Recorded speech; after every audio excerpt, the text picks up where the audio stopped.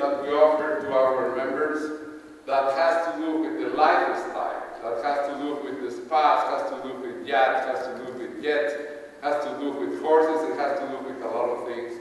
And all of this is included in a regular membership. Of course, the price of our membership is a little bit higher than the normal price. Our average membership is today $30,000, which is not a lot of money if you compare with the rest of the memberships. But it's giving to our members a real lifestyle, and it's completely aspirational. So, and besides that, it's been a very good business for us as a group. Every time we add something, we get money from the membership, and we also have more activity in our resort. It's a good business. That's my first point. And the second point is how we do our marketing. The way we do our marketing, and this is a policy we have changed in several years, we do most of our marketing from our business to direct to the consumer. Why we do that? We never go through travel agencies, wholesalers, airliners, or whatever groups of marketing and sales for the hotel part it's available. What we do is we have a bunch of programs, those are about 32 programs that go direct to the consumer. And I encourage you to do that. It's a much better business. You get to talk to the people. You get the feeling of talking to the people. We just mentioned some of the programs that we do as marketing. We found this company, Marketing for Sunset Group, that's doing an amazing job. We are just to give you an idea. The first 4 months of 2011, we have increased in comparison with 2010 about 35% of our sales. In an economy like this, it's really they are really doing a great job. And the way we do is we have all these programs that go directly to the market. DIALER stands for telemarketing. And I want to call your attention on something that we do, that those are strategic alliances. We do strategic alliances with products. Let's say this is a Nevada, which is a $2,000, I'm not trying to sell it. It's a $2,000 watch that is sold anywhere in Mexico City. So when you buy one of these in Mexico City, you get also a vacation in my resort with a perceived value of $1,800. So, and at the end you end up paying only $159 to use this 5 days, 4 nights. It's just a regular shirt attached to a nightwear. Why I like to mention this? Because when you have someone that is willing to pay $2,000 for a watch, is probably willing to pay a lot more for a vacation. And second, the perceived value of my vacations is skyrocketing the sales of this product, right? So it's not just a watch, it's just an idea, and we are doing that ideas with a lot of other products. We are also working in strategic alliances with some other resorts that work perfectly well for everybody. But what we do mainly is go direct to the consumer. Let's go to the conclusion because I'm running out of time. So my message to you, and I hope you can use it, is get feedback from your clients. The best thing is to talk to them. Talk to them, interview them, be statistically oriented about what your clients are saying. Go into the social media, go to the ring and talk to them on the net. That's very, very important to find out what they want. And second, based on what you learn from that, don't be short in your innovations. Get creative. Get creative about how you give to them this and that and how you support all these spas and all these jets and all these yachts. They are going to pay for it, I promise to you. They are willing to do it. And third, be very innovative about your marketing and sales. Try to go directly to the consumer. Do not believe in the middlemen. That's where the crisis arrived. When they call and ask for a vacation to, let's say, a fun jet or whatever in the world, when when they go for vacations in Cancun, they say, how safe is Cancun? They said, why don't you go to República Dominicana, right? So, I mean, and that's the story. They deviate most of our traffic in the way they like to do it. That's why we don't let them directly talk to our prospects. We talk to them, we convince them we are the best option, and we bring 30,000 couples every year to our presentation. Thank you very much, and I hope my two advices that are out of 20 years of experience being in this arena of the Timeshare Vacation Club helps to you to make your business better. Thank you.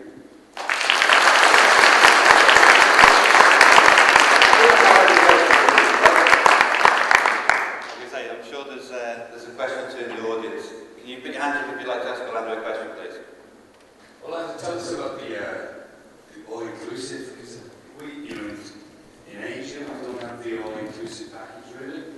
A lot of people say, oh, it brings the wrong type of clients, it attracts the wrong people, it's not cost effective, it's just a very unknown online deal, 30,000 clients a year coming through Trader's Rios would be obviously a risk, it's obviously not. Could you share some of your secrets? Let me tell you, we start offering a meal plan. And the meal plan was very expensive, but we do, let's talk about the all-inclusive. So, when I figured out how much investment I'm going to have in kitchens and everything, right? So I add that amount of money to the membership. Let's say the improvements would be like $5 million, right? So what I do if I sell like about 3,000 or 4,000 memberships every year, I just add like $1,000 or $2,000. And then they add into the members have the right to have it all-inclusive. And when I price my dishes, they go direct cost plus 30% profit. And with that kind of policy, you will have a fantastic, very competitive price if you compare yourself with the rest of the restaurants in town. Even to cook. If they're in their own apartment, you will have a much better price. Quality is going to be your problem. But if you start offering a meal plan, right, that probably they will have breakfast or a lunch or just 5 dinners or whatever, they will get very soon. If the price is right, with the policy I'm just telling you, they will very soon will be hooked into the all-inclusive. And then once things start evolving, your people in the sales office will have like a little bit of extra money, probably point more if they sell the membership with the all-inclusive program, and then here we go. What happens at the end, it's like just to have the maintenance as income of your facility, like, to be honest, it's not a good business. At the end, you just work you just have enough income to have things like looking good, and that's it. But the money is not there. The money is in food and beverage. We are doing about 36% GOP with a really good tariff in Cancun. And besides that, that's the part of the business. The other part is how convenient it is for everybody. We stopped putting kitchens in our suites. No more kitchens. Here nobody can cook. Why? Because the lady, when they comes over to the presentation, and they look at the kitchen as a threat. Because what they are doing is saying, come on, am I going to cook here on vacations? So we found out, because as all we know, women are the ones that decide on the sale, right, on the purchase. You know that, right? And so when you put a threat like you're going to cook from now on your vacations, that hold them from the decision today. So that's my explanation on the all-inclusive. And I can expand that explanation to the rest of the services we just talked.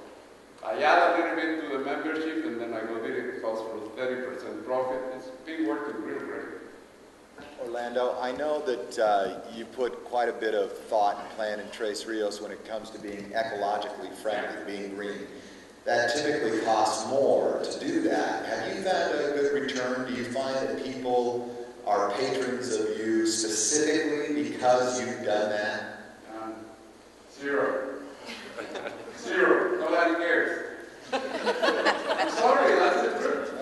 Nobody cares. We might going to get a little bit more money because I spent 10% more in the investment, and I have ecological programs going on now. That's part of our speech. That's part of our pitch. But are they ready to pay more? Zero. None. I haven't found it. I hope you will. I really do. I really do. People is not conscious about. Probably they are good talkers about, oh, let's get green and all that, right? Okay, now we're going to pay for get green. That's another story. I'm sorry to be that silly, but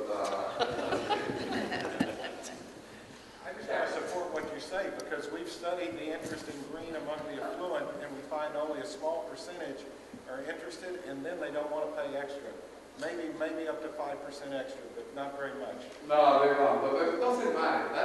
The speech is very accurate. I can